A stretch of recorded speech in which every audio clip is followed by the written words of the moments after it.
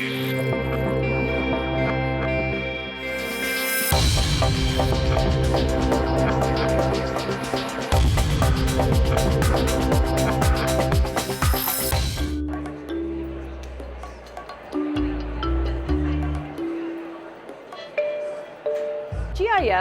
Day for Denver is a celebration. And I think the biggest and most fun thing about it is it creates an awareness of how we can display data. We are rich in data, and how do we make that data usable in everyday life and everyday work life also? And the biggest thing is how do we translate that into services for citizens? The displays you'll see downstairs here is just amazing on what they're showing, from DIA to University of Colorado Denver to the Elections Division to Department of Transportation. I mean, you'll see some very interesting information that's all visually displayed. My name is Lisa Piscopo. I'm the Director of Research and Analysis for the Mayor's Office of Children's Affairs with the City and County of Denver. I work with GIS in helping to communicate information to the community in an easy and accessible way. And we created this map here on the Mayor's 5 Goals for Kids that he established through the Children's Cabinet 2 years ago. But we made maps showing all the neighborhoods in Denver using GIS that illustrate the data and the differences between place in our neighborhoods. It really does highlight the need we have, which leads to why we have these goals for kids. So, for example, this one's on children who are overweight and obese. And so we can see through the patterns on the maps that we have higher need areas and lower need areas, and then we can target our resources to those areas more efficiently. We have dropout rates and indicators for youth disconnection. These really help inform the need that we have underneath each one of the goals, again, to better target our resources. It gives us the why we have these goals for kids in order to increase the opportunity for all Denver kids. As you can see, if you've been around to look around the room this morning, GIS is everywhere. And I want to point out the fact that here at the City of Denver, GIS has really infiltrated almost every department within the city. And it's been a great benefit to us at Census because we've had a long relationship with the City and County of Denver, going all the way back to 1990 when the city first had an issue with our count that we produced for the City and County. And since that time, because of the GIS department and all of the work that they've done, we're able to exchange information on a ready basis to make sure we've got the latest and greatest information. And in fact, I would say the City and County of Denver is probably one of the top ranked cities in the nation for its integration of GIS into everything it does. It's interesting to note that the Census Bureau, our headquarters, of course, is in Washington. I'm out of the Denver office here. We're about the same size as the City and County of Denver in terms of number of employees, around 10,000. So we're about the same size. We have a new building. It's about 5 years old, about the same size as this building is. So it almost feels like home coming in here. We have the same kind of situation going on. But it's interesting to see how much infiltration you have of GIS in almost every department. And I wanted to capture a screen off the city's webpage because you can see just in these little icons all the different departments that the GIS has kind of made its way into. The theme for this year's GIS Day all across the world is connections. And if you haven't heard it already, I want to point out the fact that GIS does connect communities. It connects agencies like Census in the City and County of Denver. It connects people with their government, the 311 services, even 911 emergency services. And it connects people with the earth. I'm a census geographer. In fact, I am educated in geography. Any other geographers out there? Another survey? Oh, right, geography. So we got to stick together. Even though I'm a census geographer, I have a lot of interest in all things geography, and that's one of the things that drives me at Census. I do GIS work there, and I kind of push the limits of what Census does with GIS. We use it in-house to manage not only our surveys and the big decennial, which is coming up in 2020, but if you didn't know, Census manages about 24 surveys month to month where we track information such as income, employment, housing starts. You might hear that it comes from the Bureau of Labor Statistics or from HUD, but actually the census collects most of that data under contract for those other federal agencies. To continue on with GIS, I think as a geographer, I'd like to put the whole technology into a little bit of perspective for you. And if you're older than some, you might recognize this instrument in this picture as a survey transit. And in fact, in the days before GIS, everything was done by surveyors. And you know, if you're in the GIS field, you know there's this battle between the GISers and the land surveyors because there was this debate about which is it? Is it the survey that's correct or is it the GIS data that's correct? So there's this tug of war going back and forth. And incidentally, that issue has been settled. The land surveyors and the recorded documents is what's official. No matter how good our GIS is in terms of its positional or temporal accuracy, it's always the recorded deeds that are the official records. And we at Census deal with those records all the time in terms of our boundary annexation survey so that we can get the position of the city limits, for example, correct. Somebody's either in or out of the city, and that makes all the difference in the world for the final census count. I wanted to show you a little note from something that was done here in Colorado. In 1861, surveyors went around the state and they surveyed every township in the state so that the land could be sold. And an interesting thing about our history here in the state of Colorado is that every square inch of land in this state was owned by the federal government with the original purchase from Louisiana way back in the early 1800s. So after that, the federal government said, what are we going to do with all this land? We want people to go out and occupy it. So they bought it, and then they surveyed it, chopped it up into little pieces, and they started offering it to the public as part of the Homestead Act. Of course, Denver, the evolution of the city and county of Denver, has its own history I won't get into, but you'll see the date here is 1864. In this township where I live, it took them a week. If you see the start date here, that finish date, 6 days, they surveyed 36 square miles so that that property could be sold, and that's out there near Ken Carroll Ranch. In those days, and this was from the documents of the formation of the state of Colorado, in those days, everything was done with meets and bounds, and if you're a surveyor, you know what that means. It's a description of from corner point, 3,000 feet, west, due north, that kind of thing. And if you look into our founding documents for the state, it's all meets and bounds. It's descriptions. And it's kind of interesting to see that because if you try to figure that out without a map, you're sunk. We at Census did the same things for our track program. The census tracts, if you're a geographer or a GISer, you know what those are. Census tracts, originally, we defined them by doing the same thing, writing down a description of the boundary of those tracts. Even though we had maps, we still had to define the boundaries based on things people knew about. And this is a document that's sitting in a file cabinet back in my office, literally from 1940. And I think it's fascinating because it's carbon paper. And the geographer back then sat down and he sat at a typewriter and he typed these descriptions out. For 10 years, they stayed just like that. And then when we changed them, he took a red pencil and he wrote on there what the corrections were. And the corrections were when a new street went in or the city annexed new property. So the Census Bureau has been doing geography work for hundreds of years. Anybody know when the first census was? Basic constitutional question. 1790, so over 200 years ago, we were doing the census.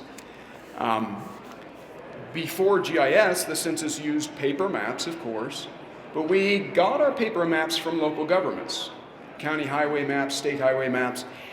Eventually, computers started showing up, and we're all dealing with that now, day to day. This is an example of a very early computer-generated map, and the thing that's fascinating about this for me is the way it was generated.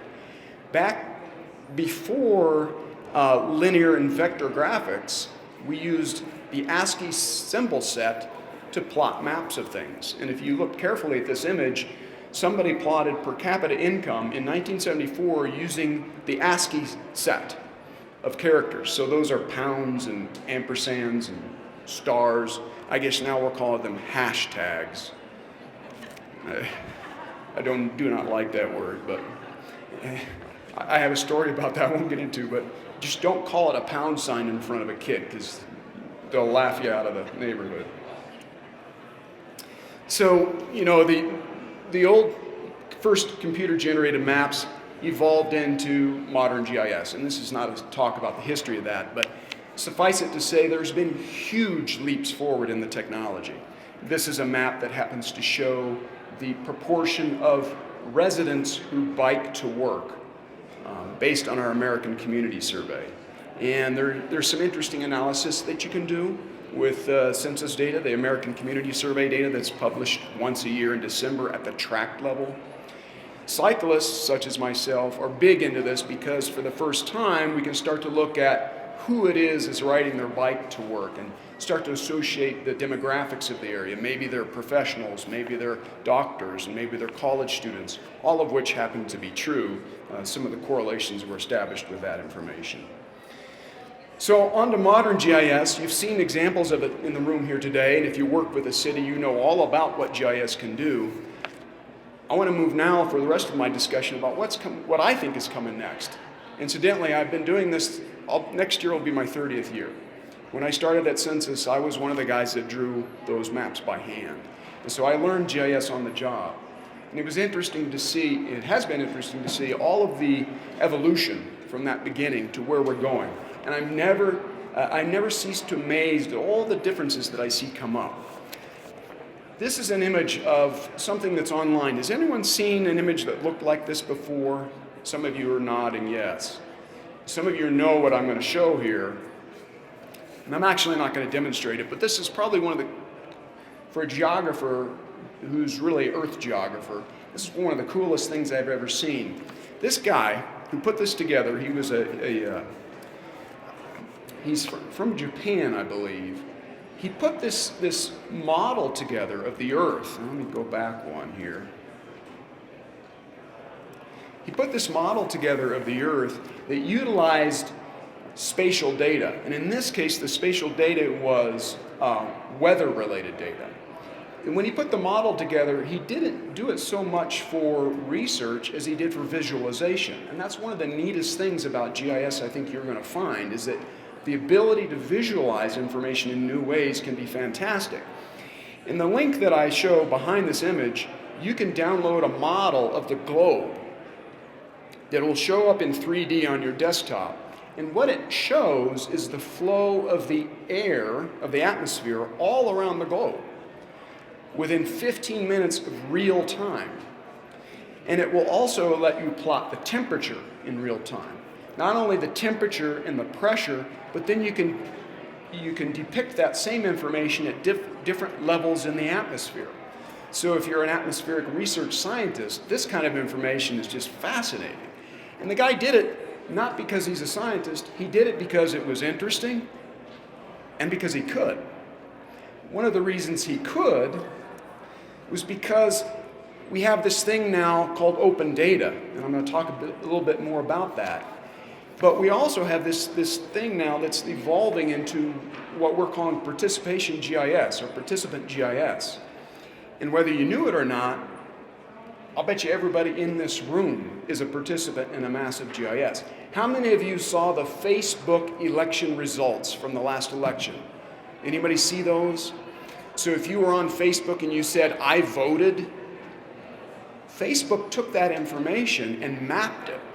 And if you followed through after you said, "I voted," there was a link there. You could go see the map, and live, it would show you who was voting where.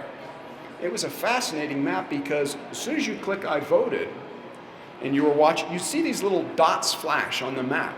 And so instantaneously, someone voted, their dot showed up somewhere in the United States. A fascinating participant GIS example. Twitter, if you didn't know, Twitter allows you to record the location of your tweets.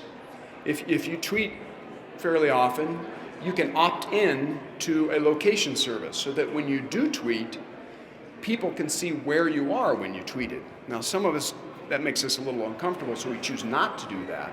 But the interesting thing is, if you're an agency like the Census Bureau and you want to keep track of the sentiment among the population about what's going on with census, thank you. You can actually leverage the service at Twitter, and you can use keywords to see what people are tweeting about any subject.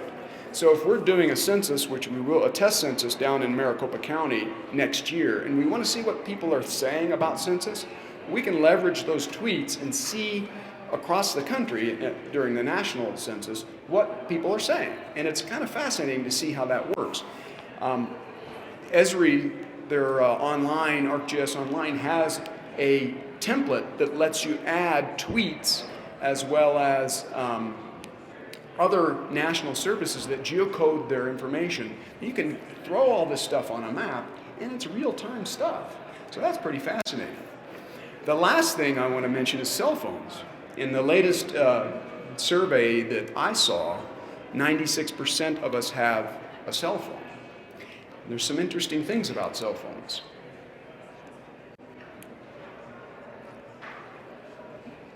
So, how many of you use this thing called Strava? Anybody heard of it? You guys cyclists? All right. You can also use it if you're a runner. And if you're in city planning, you should be checking this out. Strava offers, just like Map My Run and Map My Ride, Strava offers this little app that runs on your cell phone. And what it does is let you record your path, because it uses GPS. But what Strava does, and you opt in for it, actually you have to opt out to say you don't want to do it. By default, you're opted in to contributing to this Strava heat map. And what Strava does is it collects all of the information from every user and aggregates it into a massive database for the entire world. And then it puts this thing online. And if you want to look at this thing live, just go to just Google Strava heat map and you'll find it. I zoomed into Denver here. The red lines are those routes that are taken most often by Strava users. The cool thing about this is, wherever you go in the world, you can look this stuff up. So if you're in Costa Rica, which I will be next week, I can look up and see where people take bike rides, where the most popular routes are. And that's critical for me as a tourist. But if you're a planner and you need to know where people are using the infrastructure, it's another critical tool. Incidentally, they offer this for sale as a service. I'm not selling their data, but I thought it was fascinating. So big data. Everybody's heard the buzzword. Geographic Information Systems is part of that push for big data. And census has been around for such a long time, we've contributed to this big data glut, if you will. But I think the big difference now is our ability to process that big data. And one of the fascinating things I stumbled across recently was this proposal in France and Portugal to take the census using cell phone data. Everybody knows that when your cell phone is on, that the cell phone towers are tracking your phone, right? You knew that. It tracks your phone because it has to decide, if you're going to make a call, whether to connect to this tower or to this tower. And that's why they're called cellular phones, because around each tower is a cell that defines how many connections that tower can make. And as you move around, the towers automatically switch you from one tower to the next. That information is public information. That technology is. In France and in Portugal, the information is public. So these folks did a study to see if they could figure out where people are using cell phone information. And in fact, in France and Portugal, they could not only figure out how many people were where, but when they were, because there's a timestamp on everything that they did. And their proposal is that with cell phone technology, we can supplement censuses all across the world to help understand where people live. The challenge for us would be at the Census Bureau is that the detail is not good enough. If you think about the boundaries of Denver and how convoluted they are, particularly around Glendale, cell phone tower is going to make that all blurry. We can't handle that little detail. If we're going to give you a count in 2020, it's got to be precise. But it's an interesting supplement consideration. So open data has been a huge driver in a lot of this development, and U.S. government data has always been open. Not all of it, of course, some of it's not. We've been releasing data since the first census. We have this thing called the Statistical Atlas of the United States. First one issued in 1800, and I have the very last copy here that was produced in 2010 in book format. It's kind of a sad state of affairs. For 130 years, we produced a statistical atlas of the United States with all kinds of fascinating information in book form. Well, nobody was buying the books anymore, so we quit producing the books in 2010. We start producing the CDs. We're still producing these, but the entire volume is online right now. So you can get the entire data set from our website. So maybe these things will be going away someday soon as well. But moving beyond this is the application of the data. The Census Bureau itself is starting to move into the future with apps for your smartphone that help you understand the data and make use of the data. This thing is called Dweller, and it's one of the highest rated apps that the federal government has made available all over the feds. I think Census has a total of 3 apps. This was our first one. It's kind of cool because you can, when you download it, you can key in some information about yourself, how old you are, sex, so forth. And what it will do is go out and mine our data sets and tell you about places of similar characteristics across the country, or tell you about the location you're in now. And it does a lot more information. A lot more with the information than that. I won't go into it, but it's kind of a fascinating tool that mines our data to help you understand where you are and who you are. So you might check it out. It runs on both iPhone and Android. I'm getting close to being done, in case you're wondering.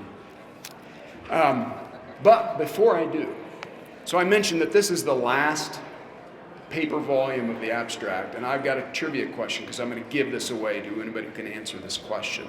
There are only about 50 of these books left in the world right now.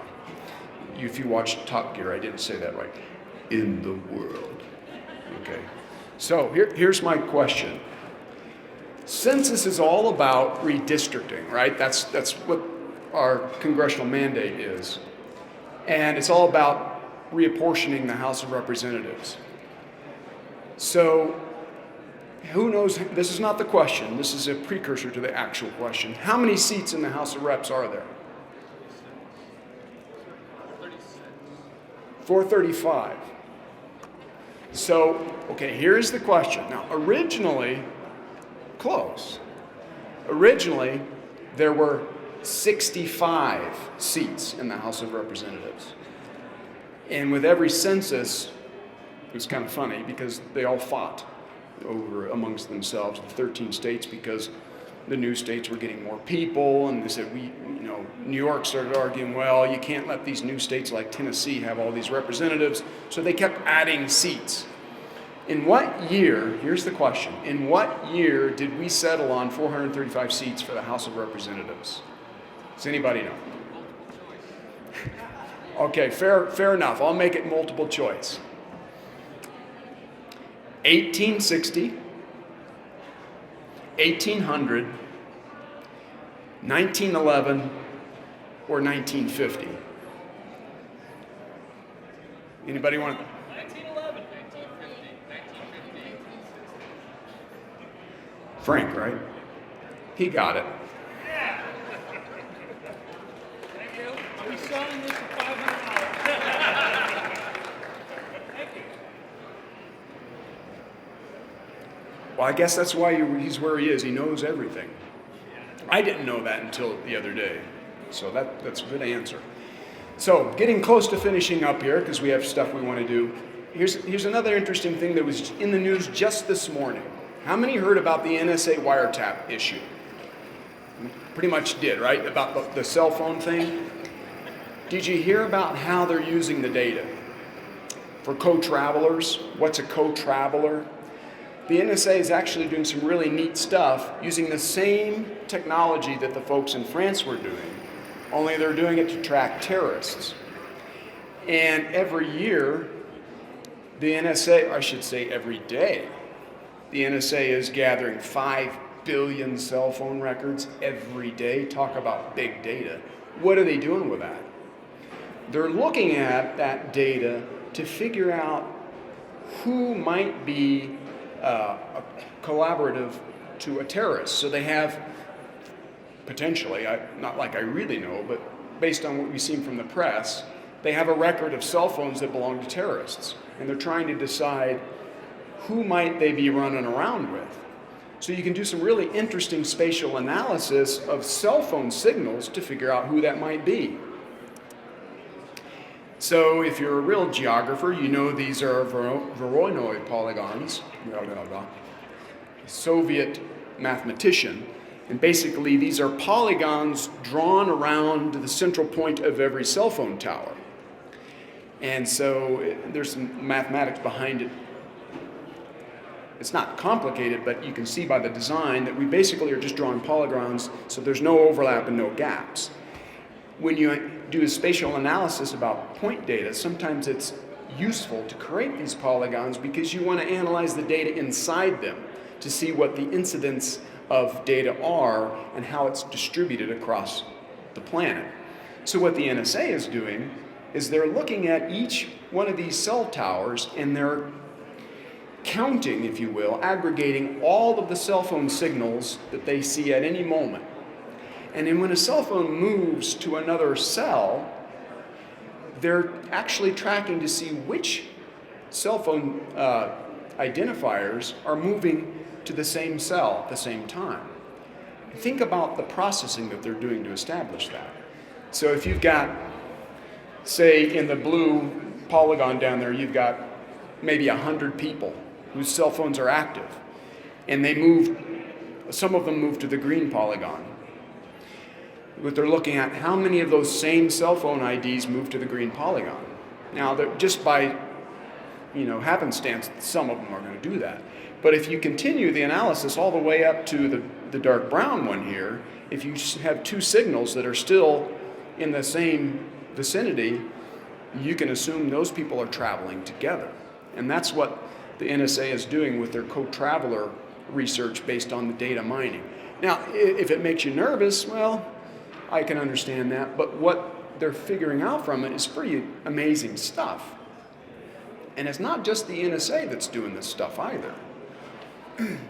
Private businesses are doing this all the time. As I mentioned before, you've got it happening with Facebook. Did you know that Facebook has something on the order of 50 different variables, and there's probably more than that, where they, as a user, they categorize who you are so that they can provide marketing information. There's no doubt that Facebook knows more about you and you and you than the Census Bureau does, because they're using that information for marketing. I mean, it's free, right? But it's free why? Just like Google, it's all free, but free why? They're not doing it just because they're good people, right? But really, open geospatial information is driving development in two areas. One of them is market-driven, and fortunately for us, there's another aspect that's humanitarian. And I'm not just talking about emergency relief, and I'll give that as an example, but there's a lot of humanitarian stuff going on all the time that doesn't have to do with emergency kind of things. And I'm not going to talk much about that, but basically you can divide it into two camps. We do stuff with open data because we want to sell, or we do stuff with open data because we want to make life better for the world. You can kind of divide it in those two camps. An example of a market-driven application is something DQ does. They have an app. Everybody's got an app these days. Literally everybody has an app. I mean, when Census Bureau comes up with an app, come on. You can download a DQ app that shows you where the nearest DQ is. Holy cow.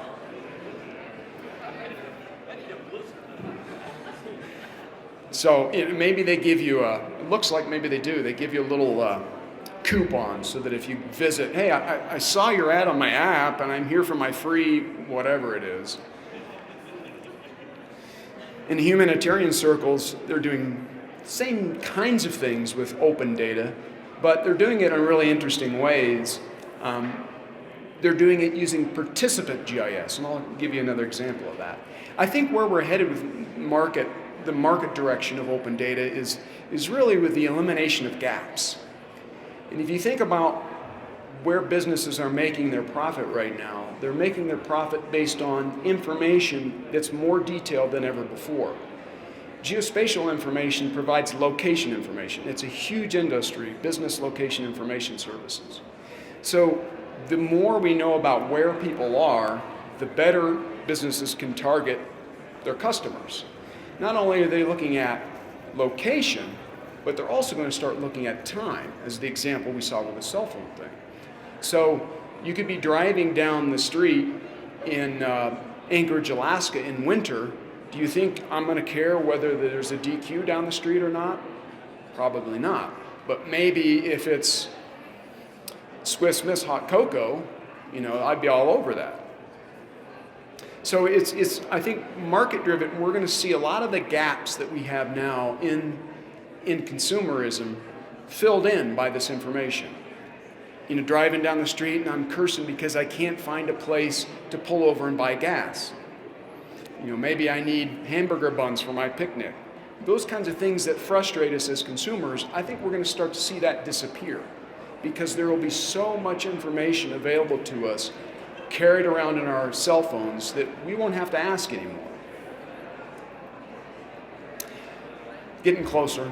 So the humanitarian side of things, it's what encourages me in the world today because you've got people who are taking open information like census information, like weather information, and they're building information systems to benefit everybody. And in the case of the OpenStreetMap folks, they put together this hot team to help in humanitarian situations where they have floods or earthquakes or what have you. And they provide software tools and sometimes the hardware to help collect geospatial information. If you remember the 2010 earthquake in Haiti, there was and if you were in GIS then, you will probably remember on the listservs, there were all these, remember the calls for help down there? People are going to Haiti. If you want to go down and help, call these guys. I think Census sent a couple of people down there. Before this map in the upper left, that was the digital data available for Haiti at the time of the earthquake.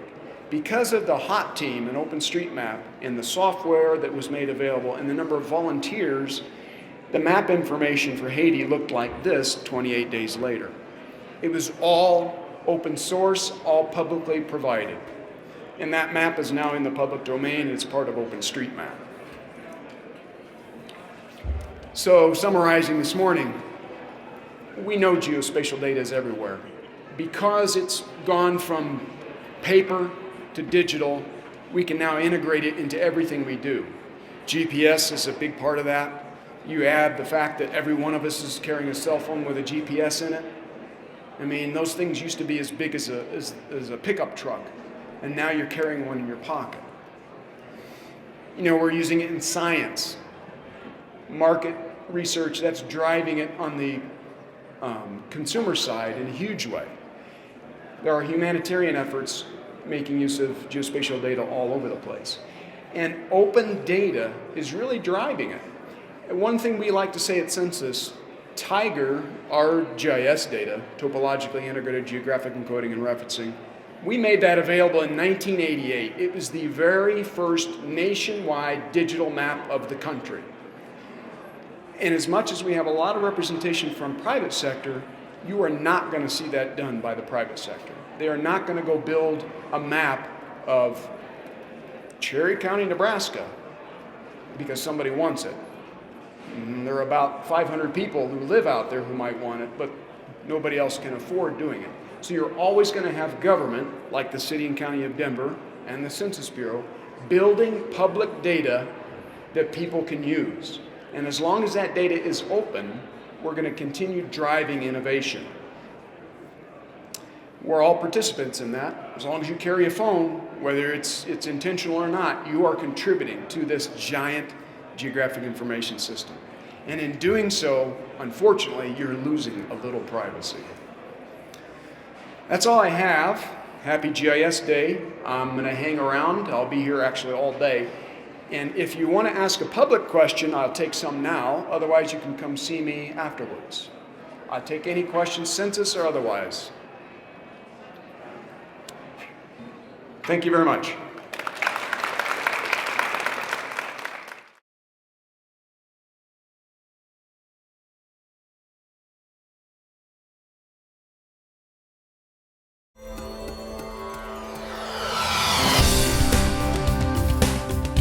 Denver 8 TV, your city, your source.